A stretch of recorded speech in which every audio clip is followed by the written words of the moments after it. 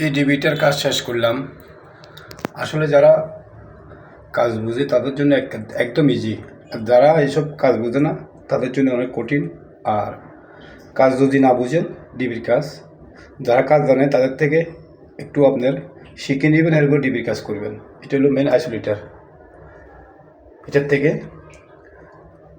এলসিবিতে গেছে, এখানে দুইটা এলসিবি, আবার এখানে দুইটাই এলসিবি আছে, তিনটাই এলসিবি আছে, টোটাল 5টা এলসিবি আছে। এই 5টার থেকে একটা থেকে এই এলসিবি থেকে এখানে ব্রেকারে গেছে, আবার এই এলসিবি থেকে ব্রেকারে গেছে, এই এলসিবি থেকে এই ব্রেকারে গেছে, আবার এই এলসিবি থেকে এখানে আসছে, এটা এসির, আবার এই এলসিবি থেকে কন্ডাক্টর এটাতে আসছে। এগুলো এসির, কিন্তু এগুলো টাইমারও আছে এই আর কি। এগুলো বাজবার আলাদা আলাদা, দেখেন 1 2 3, 3টা বাজবার, 4টা বাজবার নিউটেলের একটা আর্থিং এই আর কি। তো সবাই খেয়াল রাখবেন, সুন্দর মতো ডিবির কাজ যদি করেন তাহলে আর সমস্যা হবে না।